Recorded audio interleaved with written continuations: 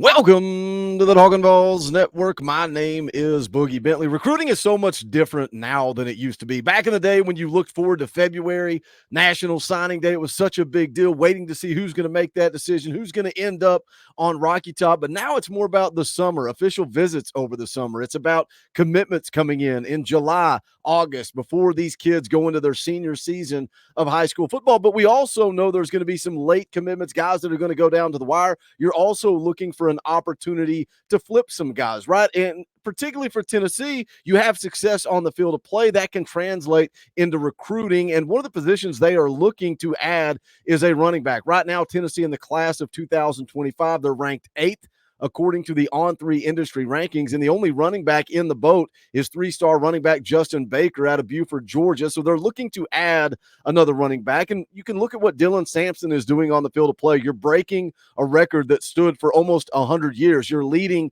the SEC in rushing. You're getting Dylan Sampson involved in multiple ways. And I think kids take notice of that, particularly when they are in-state kids. Daune Morris was in town for the Kentucky game. Shortly after that, On3 Recruits puts out that Steve Wiltfong has made the prediction for Tennessee to flip Daune Morris from Southern Cal to Tennessee. We're going to get into it. We're going to take a look at some of his highlights, what he would bring to the table, how his visit went. We're going to get some quotes, some interesting stuff there coming off of the visit. But as always, I need you guys to do that YouTube stuff. Just smash the thumbs up just below the video. It's quick, it's free, it's easy, it helps the channel, and I would greatly appreciate it. Also, if you're new to the Talkin VAWLS Network, welcome. We're not experts here. We're not insiders, media, journalists, reporters. We don't fake it. We don't pretend to be any of that. What we are is fans. We're fans that react. We're fans that speculate. We do what fans do for the fans, by the fans. If you like it, make sure you subscribe, click that bell for notifications. You're not going to miss out when we go live or when we drop a video. We're going to be live later tonight. I get it. Election night. They're also the college football playoff rankings are coming out. Guess what? We'll talk about it tonight. Come hang out. 6:30. We'll stay live all night long talking Vol football. We'll talk about the college football playoff rankings as they come out. We'll also be live tomorrow, Wednesday night, for our regular Talkin VAWLS live show. But let's get into it. Let's talk about Daune Morris. You can see here, 3-star running back. He's an in-state kid, man, out of Murfreesboro, Tennessee, 5'10", 180 pounds. Again, 3-star U, right? We're going to take a look at his highlights here in just a second. And I've asked a question multiple times on this channel, and it's hard to ask this question without it coming across like disrespectful or like you're hating on somebody. But does Josh Heupel's offense really need an elite level back? And when I say elite back, I think Dylan Sampson is elite. I think Jalen Wright is elite, but maybe they weren't so elite or highly ranked prospects coming out of high school. But Josh Heupel, his offense is going to set up the running back for success. They're always playing the numbers game. If they can get that light box, they're going to run the football. It's on the quarterback to make the right reads and decisions to set this team up for success. And I think you're seeing that. And again, Daune Morris in town for the game against Kentucky. And you see Dylan Sampson go for over 100 yards. You see a true freshman, Peyton Lewis, get into the game and go get in the end zone as well. So I think it was a good time for him to be in town. But you look at his recruitment. He dropped his top 10 back on April the 5th. He included Kentucky, Louisville, Southern Cal, Florida, Auburn, Colorado, Ole Miss, Tennessee, Missouri, and Texas A&M. And then the very next day, he took an unofficial visit to Southern Cal. The following day, he commits to Southern Cal. So very interesting timeline there. And then Tennessee worked to get him back in town. They worked to get him here. He came in back during the spring. He took a visit. He also took an unofficial visit last year for the Connecticut game.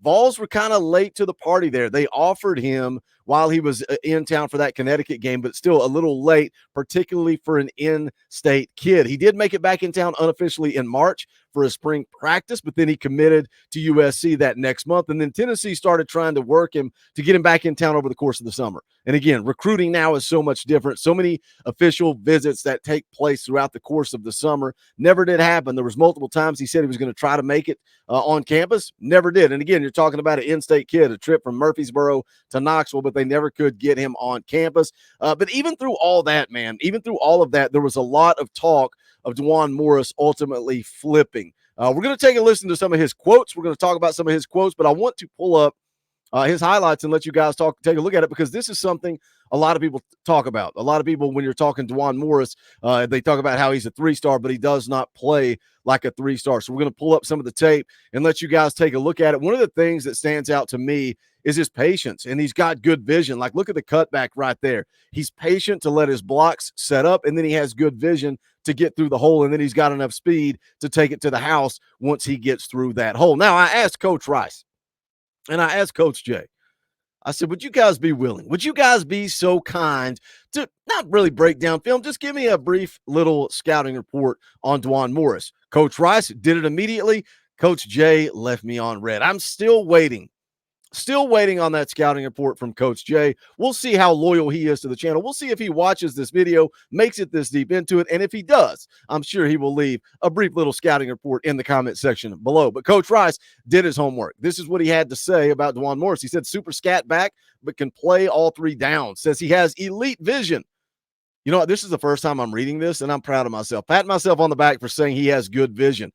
He goes on to say he has elite hands for the running back position, probably the best receiving back option Heupel has ever had on a roster if he comes to Tennessee. You saw that on one of the plays earlier there where he was split out at wide receiver, goes, makes a double move, back corner of the end zone, and just looks like a wide receiver. Elite speed and shiftiness. Darren Sproles, identical comparisons. Says small but has super strong legs and plays with his pads low. So that was the brief scouting report there from Coach Rice. Now, coming off of the visit, these are some of the quotes that he had to say, and I'm going to put his profile back up on the screen here.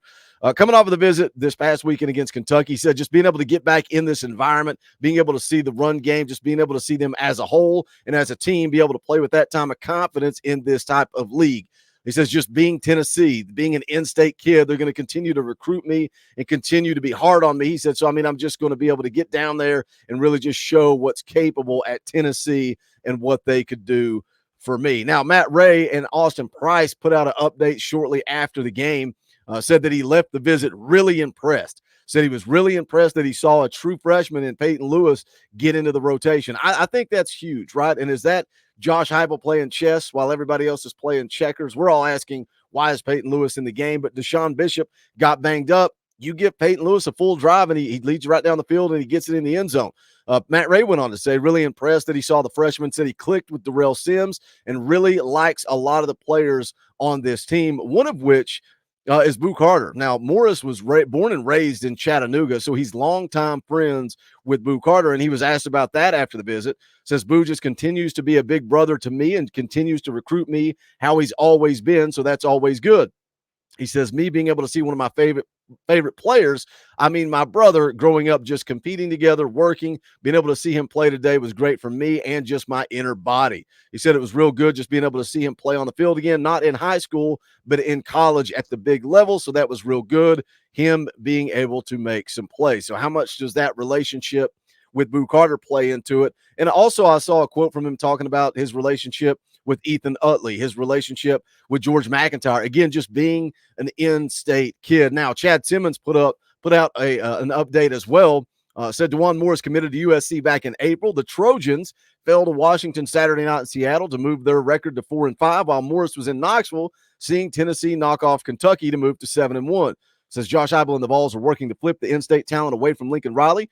Dylan Sampson rushed for 141 and 2 touchdowns in the win, and Morris took notice. He said Morris has visited Knoxville multiple times. Saturday's visit won't be his last. He locked in an official for November the 23rd, and the Vols are now trending. You know, I think sometimes people talk about wins and losses, and like the loss to Georgia last year, David Sanders was in town, George McIntyre was in town, and a lot of people put a lot of spotlight on that and said, Boogie, there's no way David Sanders is coming to Tennessee. There's no way George McIntyre is coming to Tennessee. We just got embarrassed by Georgia. I don't think kids put too much of too much factor into one loss. But if you're 4-5, like the Trojans are right now, and you're expecting some possible staff turnover, whether it's a position coach, strength coach, whatever the case may be, any of the relationships that you've built, I think that's when it can make an impact in recruiting. Steve Wiltfong also put out an update, said Morris has been a verbal to USC since April, but Heupel and company have turned things up this fall, and it's resonating. I've always thought he was going to Tennessee, a source with knowledge of the recruitment said. In the morning, I agreed on the on-3 RPM in favor of the Vols to reflect that. Sunday afternoon, on-3's Chad Simmons reported Morris will take an official visit on the weekend of November the 23rd. So we've got the predictions from Steve Wiltfong calling the flip. Sounds like Daune Morris is trending to the good guys. And, we talk about evaluations, we talk about development. If we trust his staff, then we're not going to freak out about a 3-star. If Coach Heupel, if Coach Sims, these guys want Daune Morris, then I want Daune Morris too. In-state kid. Love the tape. What do you guys think of the highlights? Get in the comment section. Let's talk about it. As always, smash the thumbs up on the way out the door. Go check out the merchandise. The link is in the description below, bonfire.com/store/Talkin VAWLS. Also, think about joining the channel. If you like what we do around here, you want more of it, you want to support this channel, the best way to do that is by hitting that join button. You get a power T beside your name to rep that. You also get custom Talkin VAWLS emojis, access to fan call-in shows, all kinds of fun perks and benefits. But really, those memberships are what allows this channel to keep putting out content every single day. So for that, I am grateful. But that's going to do it for this one. This is the Talkin VAWLS Network. My name is Boogie Bentley. Go Big Orange.